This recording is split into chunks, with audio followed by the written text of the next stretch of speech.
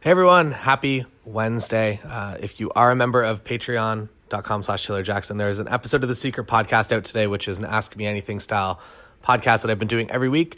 I didn't officially announce that I was going to be doing it, but it just kind of ended up happening, and it's kind of fun to answer specific questions. So if you're not a member of Patreon, maybe head over there. There are the new Lightroom presets as well that are available in beta form, and then once they're officially released on some point in January, my 2019 presets will be up there as well. So you don't have to buy them specifically; they'll be in there. So sign up now, and also on Monday I'm going to be doing a video, kind of my primer to posing. Posing is kind of like the number one question I think that I've received quite a lot over my lifetime as a photographer.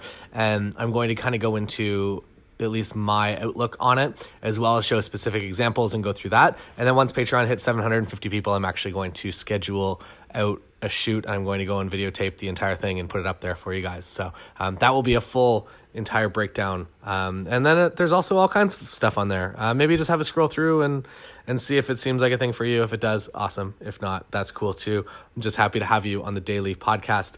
Today, I'm actually going to be talking about something that I am, that it was, I guess, my struggle in the beginning. And I guess also like everyone's struggle. So to kind of phrase it in a better way, today we're going to be talking about finding your first clients and also finding them in a way that organically grows with your business. So my first couples and my first, I guess not even couples, before I was even into wedding photography, I really did let the people that booked me direct my portfolio. That I was working with a contractor, and I was like, well, I guess now I do interior real estate photography. And I went deep into that for a little while and kind of confused myself and realized that that's not really what I enjoy to be doing. What I do, I guess like the positive that comes from that, and the positive that comes from just literally learning any job that comes your way and trying to do your best at it, and sometimes failing, sometimes being successful, is that if you do want to be a photographer, specifically like a wedding photographer, that you do have to do everything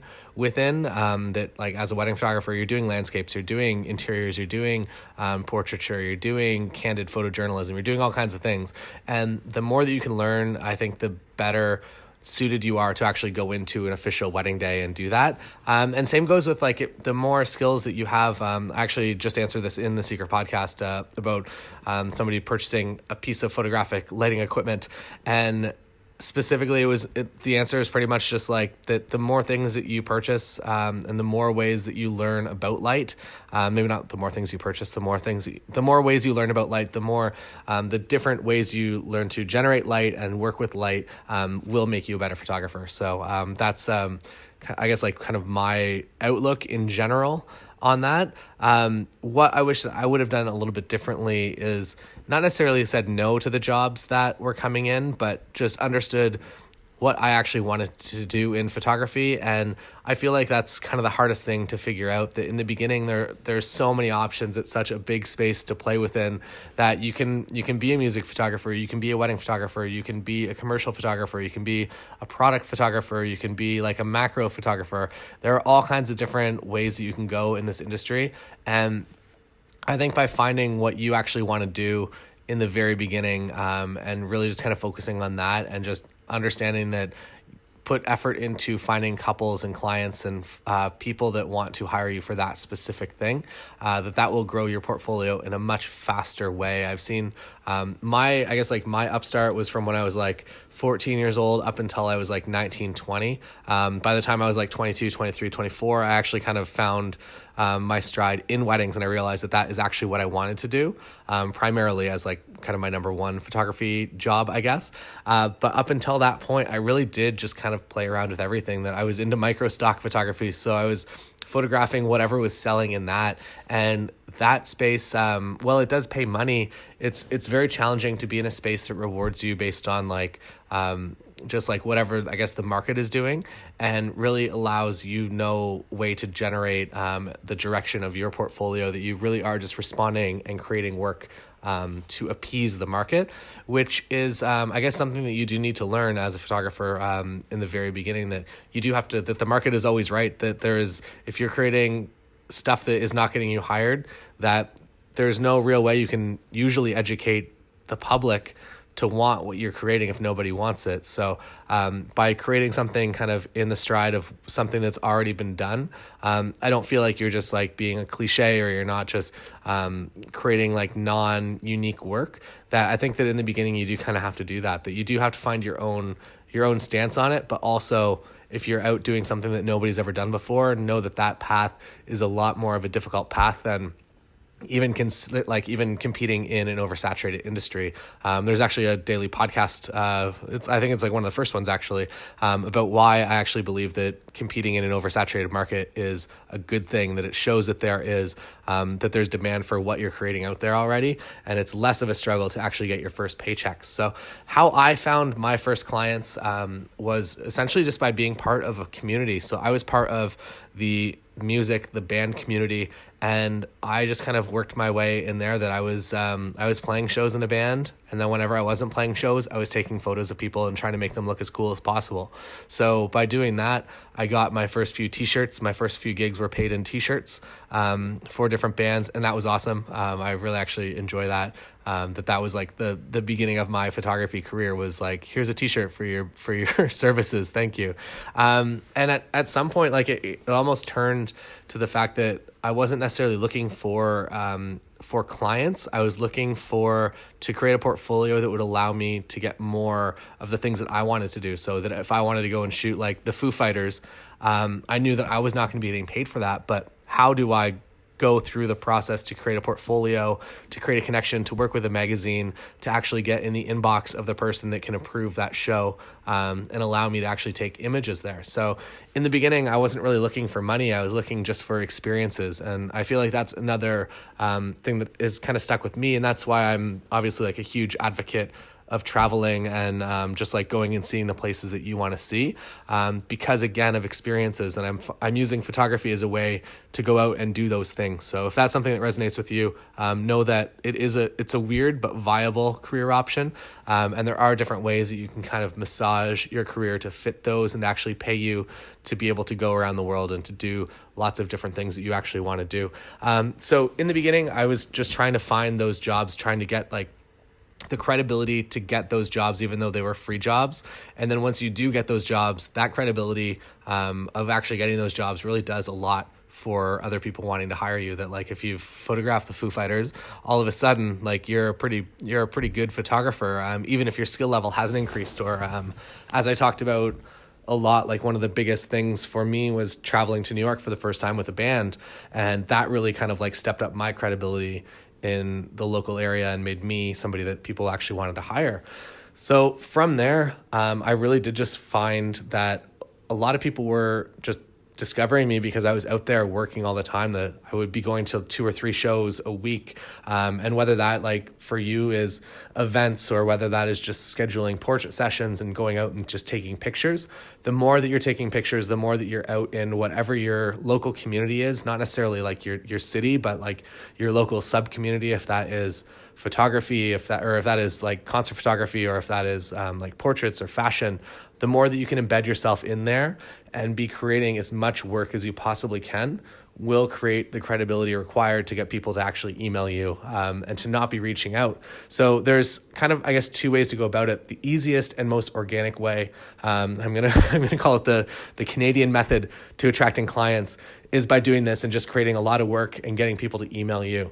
The other way that you can go about it is actually reaching out to people and talking about like what you can do for them. So there's, I guess like the thing to kind of caveat this with is that a lot of people, there's, I guess, some sketchy vibes going out whenever, if I was to DM somebody and I was like, hey, I want to do a shoot with you, the terms that somebody always knows a friend.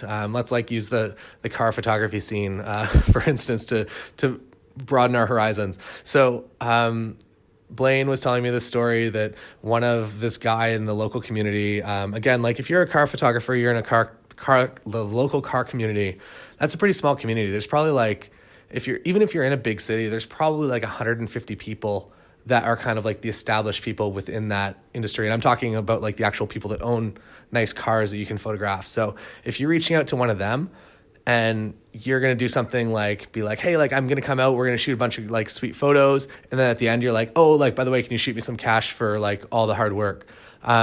Make sure that your terms are super clear from the very beginning. And also know that, kind of going back to the Foo Fighters, that if you like are a car photographer and you want to be photographing like one of the biggest, like most important cars in your city, that the credibility of going out and being able to like do that shoot is usually a lot more than like the $200 that like maybe you can like try to extort out of this person. And also by beginning your career like that, and by kind of like just coming at it in like a negative way, it is going to kind of sour your name in the community. That's going to get around pretty quickly. So crystal clear terms starting out. If you are somebody that does want to create, I guess, like a business based on outreach and based on actually contacting people and getting them to give you money, I think the best way to go about that is finding people that do actually need what your services are. And what I mean by that is just creating a page that if you know a bunch of real estate agents or you know a bunch of insurance brokers, and everybody needs headshots, everybody needs new LinkedIn profiles, and people just need social media content of them just doing stuff.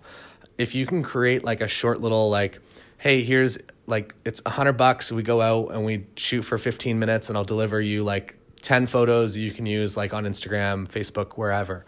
If you're able to come up with an offer like that that's very lightweight, that is somewhere in their community that they're familiar with, I feel like that's going to do very good things. So just by coming up with exactly what you want to do and reaching out to people and like kind of split testing it, that if you reach out to 50 people and no one gets back to you and nobody wants to do it, maybe it's time to kind of go back to square one and figure out why this isn't actually working. But there is definitely something to be said about creating, like in weddings, it'll be packages, but just creating something that people can come into and insert themselves into. And whether that is just kind of like a local social media shoot, or that is a couple shoot, or a portrait session for Mother's Day photos for your mom to give to her, really like kind of any of those things, the more specific you can make it, the more likely you are actually going to convert people. The other thing that you can do is paid advertising. I know that it gets a little bit of a negative view because like you want your organic reach to be everything, and it's almost a bit of like an ego thing that if you have to pay money to get clients, it feels kind of bad and weird and negative internally. Just forget all of that, forget all the ego stuff, and know that by doing paid advertising, you really are extending your reach as a new photographer. So again, figuring out exactly what you want to be doing, exactly what you want to be marketing, and going out and doing paid ads specifically at those people. And that means like even down to, I talked about Instagram and Facebook ads in a podcast last week, but or this weekend, I guess. And the idea is essentially that like the ads are so good that they can be targeted so specifically that you can add, I think it's back, but you can target like people that work at a specific business. So if you're like a pharmaceutical photographer, if you want to be doing like close-ups of like macro shots of like that, you can specifically target the couples or the companies you want to actually be working for, which is like so incredibly powerful. So just by becoming somebody that really does like have that narrow vision of what you want to be doing, making that package and getting those people onto your website to book you is probably the easiest way that I would go about creating a photography business here in 2018. So hopefully that helps a little bit. Above all else, really do just focus on doing all of the work that you want to be doing and just making those jobs happen, because the more that you're actually creating jobs and opportunities for yourself, the more points of contact that are going to be out there for people to direct message you or send you an email and actually hire you for a shoot. So the more you're creating, the more work that is going to come in. It just does take a little bit of time. So thanks so much for listening to today's podcast. I hope that you enjoyed it. And I will be back again tomorrow, just like every daily podcast day. That's what it is. So yeah, goodbye from Tokyo. See you tomorrow from also Tokyo.